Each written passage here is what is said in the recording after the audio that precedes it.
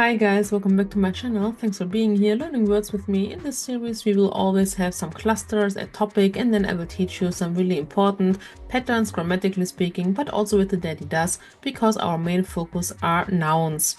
And because we have this holiday season at the moment, not in every country, but in Germany at least, and in many others, I will also teach you about some Christmas-related words. And today we have Advent. Even if you're not celebrating, there's important grammar structures, important words that will come up. Don't forget that not everything is always like personal related, yeah? So I hope you still enjoy it, even if you don't celebrate Christmas. And if you have questions, you can leave them in the comments below. I always answer them, especially if they are language related. And don't forget to like, subscribe, leave a comment, a support. Everything helps this little channel to grow. And of course, I will see you on my many other series and maybe also in the member area. Sich jemandem an den Hals werfen.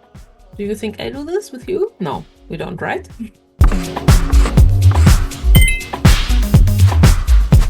Of course, we will work again with my vocabulary notebook. You can check it out on Gumroad. It's really a useful tool to learn daddy does and also write down your new vocabulary with patterns, dative, accusative, and all this good stuff. So we go to A because our first word will be der Advent. Of course, you can write by hand, you can tip it, anything goes. I will just tip it to make it more readable. So Advent, like this. And we know it's male because it's in the section here. And in English or in your language, you can translate it now. Advent is Advent also in English. Now, what is it? Of course, many of you know, but not everybody. So I have a little definition here. So let's check it out. The first season of the church year leading up to Christmas and including the 4 preceding Sundays. So every Sunday, 4 Sundays before Christmas, we celebrate Advent. It's a whole big deal, especially in Germany and other countries that are like Central Europe are celebrating this. In South Europe, not that much actually. So for example, my friends and family in Greece, they don't know it. There is no plural for Advent. We don't say zwei Advente or drei Advente. No. So a nice sentence would be, for example, wie feiert ihr Advent? Yeah. How do you celebrate Advent? As you can see here, we have feiern, which needs normally accusative objects.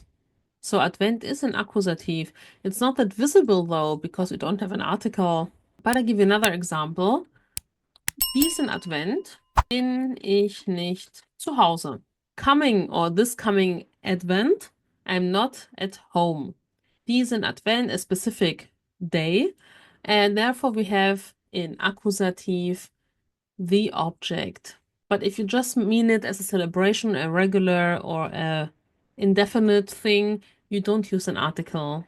Okay, our next word is Dekoration. Dekoration is female. Things with ion are mostly always female. Dekoration.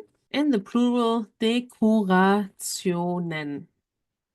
There is a plural, and we can use it also. It's not that unnatural like other plurals. So decoration would be our English translation. You can put your language or definition. Let's see, a nice sentence. Of course, we can say like a Nominativ, la? Die Dekoration ist dieses Jahr wunderschön, yeah? An easy sentence, yeah? To get into the word usage, yeah? So this is not accusative, not dative, it's nominative, so there's no cross.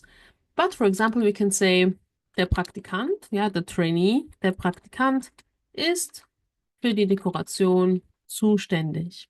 And now you can see, aha, okay, für needs accusative. In this case, we can put here our X, accusative, für etwas zuständig sein, to be responsible for something.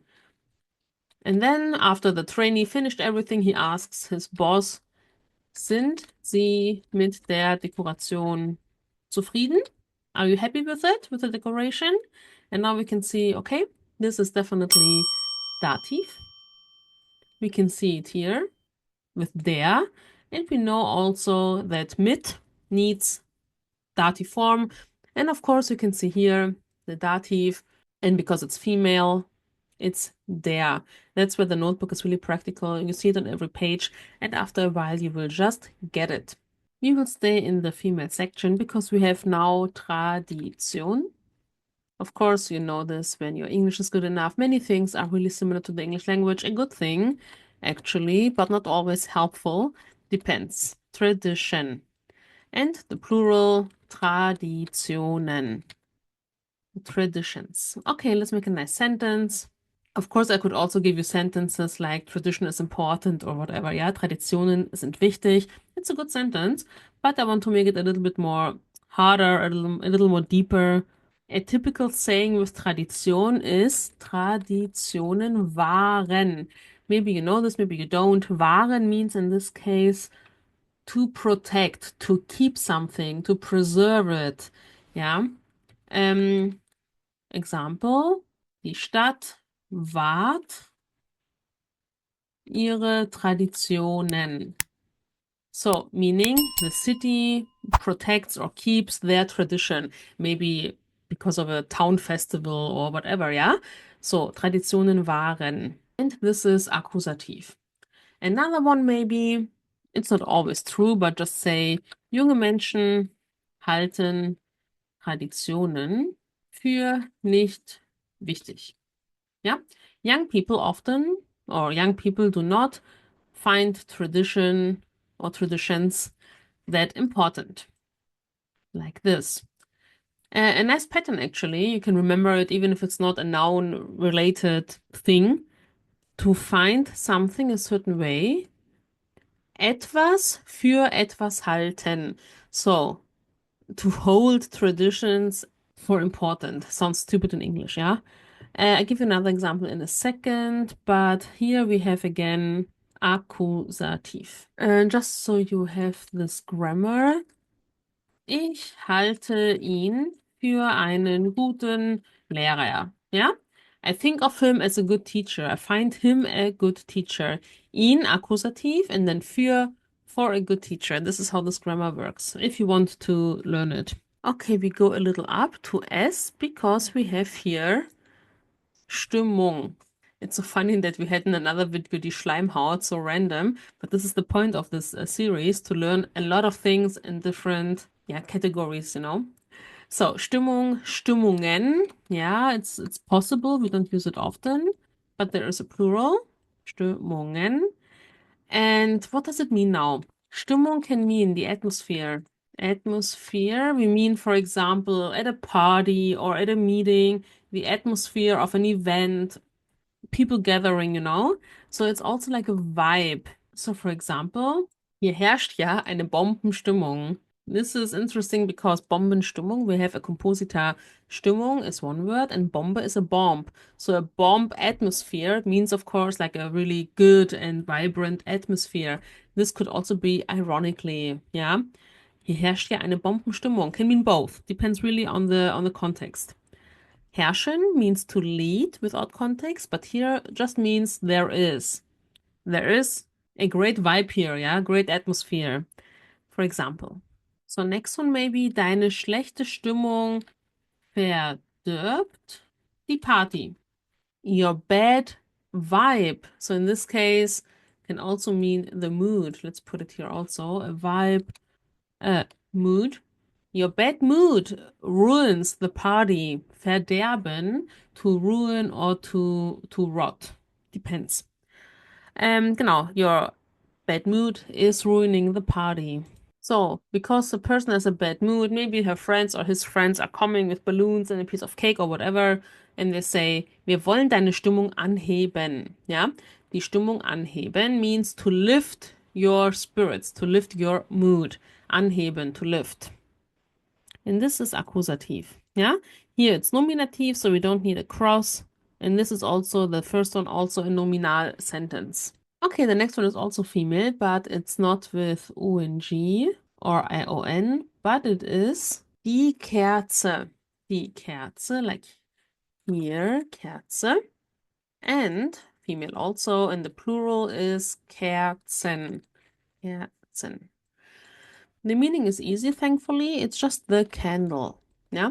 So, in a sentence regarding also Advent. An Advent zündet man jeden Sonntag eine Kerze an. Let's make it smaller because I want to write more. So, in Advent, during the ceremony, Every Sunday one matches a candle. Anzünden is a separable verb, ja? Eine Kerze anzünden ist Akkusativ. So, I mean, you know, Advent maybe on the first Sunday it's one candle, on the second Sunday it's two, on the third it's three, and on the fourth it's Christmas, yeah? So all the 4 candles. So next one maybe not Christmas related. Haben wir noch Kerzen im Schrank? Do we have candles left in the cabinet? Yeah, haben wir noch. Now it's a general term, that's why I chose it, because we don't want to make singular all the time. If you want to make a general statement, indefinite plural, no article, you can see it really nice here. Ja, Akkusativ, plural, no article. Haben wir noch Kerzen im Schrank? Like this. The last word for today is Weihnachtsmarkt. Weihnachtsmarkt, because it's a typical activity people can do on Advent or other days during the celebration. So, der Markt is the market actually. You can write it also here if you want to make it like a glossar or something. Der Markt. Der Weihnachtsmarkt is the Christmas market, and now you can write down Christmas market, or you can just write market, you know, and with Christmas in front, it means Christmas market. We have other meanings. We have the Obstmarkt, Gemüsemarkt. We have the Supermarkt, supermarket. Wochenmarkt. Wochenmarkt is, for example, a weekly market with fresh produce and stuff, local market.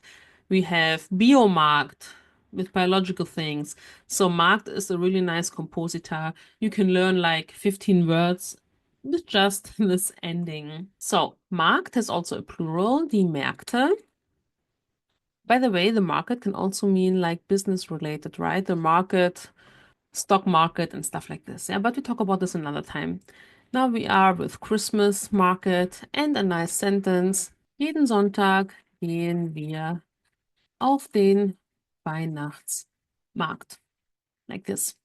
Auf den Weihnachtsmarkt gehen is accusative because it's a movement, right? Typical grammar. Check out my A2 grammar series if you're not familiar with that. Accusative. And a nice dative example. Auf dem Weihnachtsmarkt kann man alles finden, was man möchte. On a Christmas market, you can find anything you want. Auf dem. Important grammar. If you struggle with it, let me know. Auf dem is Dativ. Auf dem Markt. This is it for today. I hope you learned something, a new pattern, a new sentence, a structure maybe. Don't forget to like, subscribe, leave your question, your comment, maybe a German sentence you want me to correct. I check out everything sooner or later and I always reply. Thanks so much for being here, learning with me. You will learn German on this channel, I promise, if you stick with it. And I will see you on my many other series very soon. Bye!